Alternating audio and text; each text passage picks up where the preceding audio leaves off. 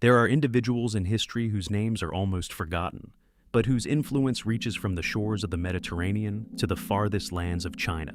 People who conquered the world, not with armies, but with ideas. One of them claimed to be the last great prophet of humanity. He founded a religion that combined the teachings of Buddha, Zarathustra, and Jesus. And just a few centuries later, millions of people were already following his words. But why was this religion persecuted almost everywhere? How did one man manage to build a spiritual empire stretching from the Roman Empire to China? And why his name continues to arouse curiosity today? This is the story of Mani, the prophet of light, the man who tried to explain the eternal battle between light and darkness and left behind one of the most mysterious religions in human history. In the deep twilight of late antiquity, when great empires clashed, religious ideas intertwined, and trade routes became paths of knowledge, a mysterious figure emerged who would leave a mark. This was Mani, the man his followers called the Apostle of Light and the last great prophet. But who was he really? How did he manage to create a religion that spread from Rome to China? And why, to this day, his name evokes admiration, curiosity, and awe at the same time. The story of Mani begins at the beginning of the 3rd century AD in southern Mesopotamia, not far from ancient Ctesiphon, the capital of the mighty Sassanid Empire. His family was aristocratic and connected to old Persian circles, but his fate took a completely different direction.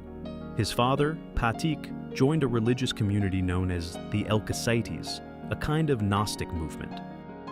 In this atmosphere of mystical practices and strict spiritual discipline, the future prophet grew up. But Mani was not satisfied with just what he saw and heard. Even as a child, he claimed to experience extraordinary visions. According to Manichaean sources, when he was 12 years old, an angel appeared to him, whom he called his double, a heavenly twin and spiritual guide. It was this heavenly messenger who revealed to him the secret structure of the universe. This first revelation began a journey that would later change the history of religious thought. When he was 24, Mani received a second revelation. It was no longer a mere promise, but a calling. According to tradition, he was then tasked with bringing the last and definitive teaching to the world. He declared to his community that no one had the right to add to or take away from his teaching. With these words, Mani clearly showed that he did not perceive himself as another prophet, but as the last link in the chain of divine revelation. This conviction did not arise by chance. In his time, the religious world was in constant motion. Christianity was still struggling for its place. Zoroastrianism was the official but internally divided religion of the Sassanid Empire. Buddhism spread along the Silk Road. Gnostic movements offered mystical and dualistic explanations.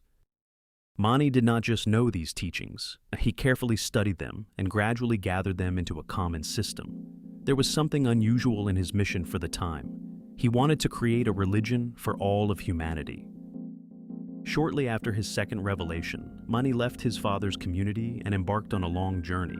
He visited India, where he met Buddhist monks and studied their spiritual discipline. He traveled throughout Persia. He came into contact with Christian and Gnostic communities. He was not just a seeker of truth. He was an observer, a reformer, and a systematizer. From each teaching, he took what he considered to be true. It was these travels that gave him the confidence that his mission was universal. My religion, he said, is the religion of truth that Jesus, Buddha, and Zarathustra preached. According to him, they were his predecessors, and he himself was the last and final prophet. At the heart of his teachings was a grand dualistic system. The universe was an arena of eternal battle between light and darkness. Light was the kingdom of God the Father and of perfection. Darkness was the world of chaos, matter, and destruction. Man was a combination of both. The soul was a spark of light trapped in the body. Salvation meant releasing this spark and returning it to its true source. This idea also had a strong moral significance. According to Mani, the world is not perfect and never will be. Therefore, man must constantly strive for the light through knowledge, truth, and ascetic life. In this way, he not only explained the origin of evil, but also offered a path to overcoming it. It was this harmonious and almost mathematical logic that turned his teachings into one of the most influential spiritual movements of late antiquity. In addition to being a preacher, Mani was also an extremely prolific author. Legends attribute 7 major works to him. Unlike most religious leaders of his time, he was also a talented artist. He created the sacred book Arjang, in which he presented his teachings through rich illustrations. This was a real revolution. His religion became understandable not only to the literate, but also to people who perceived the world through images. In Persia, this approach left a deep mark. Later, Manichaean artists became some of the finest artists of Central Asia, and even influenced Chinese religious art. When Mani returned to the Sassanid Empire, he received the support of the king. The ambitious ruler Shapur, I saw in Mani's universal religion an opportunity to unite the peoples of his vast empire. Mani participated in the royal campaigns and translated his books into Middle Persian. This was the golden age of Manichaeism. The teachings began to spread rapidly among the aristocracy, soldiers, and merchants. Together with his disciples, Mani traveled throughout Mesopotamia, Syria, and as far as Rome. His followers, known as the Chosen Ones, and the listeners, built a strong organization. But along with the glory, dangerous enemies began to emerge among the Zoroastrian clergy. The Zoroastrian Magi viewed him as a dangerous opponent. After the death of Shapur I, Bahram Mu'an ascended the throne, who was far more susceptible to the influence of the priests.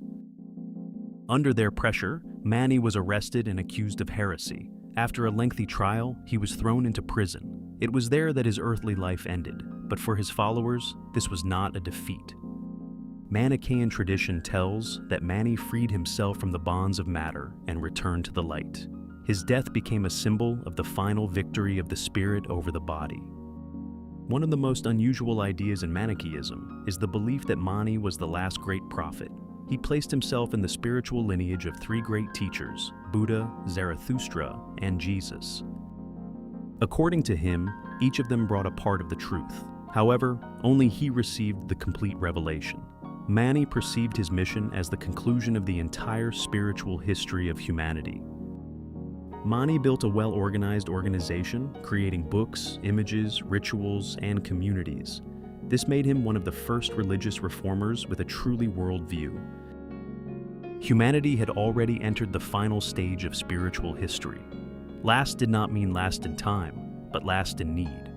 The map to salvation had already been given. Despite his death, Manichaeism spread from North Africa to China. In Central Asia, Manichaean clerics became respected teachers, and later, the religion became official for the Uyghurs. And even after centuries of persecution, his ideas did not disappear. Medieval movements such as the Bogomils and Cathars were often associated with Manichaean influence. Dualism lived on in various currents. Who was Mani? History has a hard time giving a clear answer. He was a prophet, philosopher, artist, traveler, and reformer, a man who thought on a scale unknown to his era.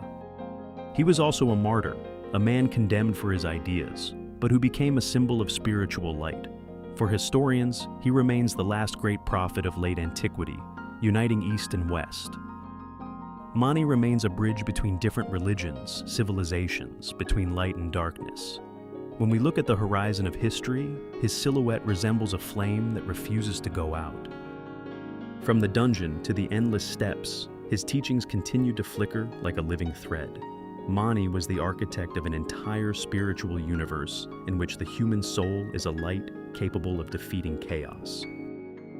Mani's story shows us that the greatest revolutions begin with ideas. Whether we accept him as a prophet or a philosopher, his influence on cultural history remains undeniable.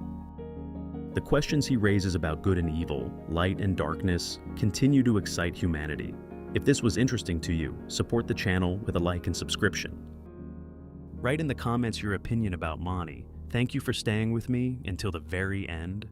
Until the next story.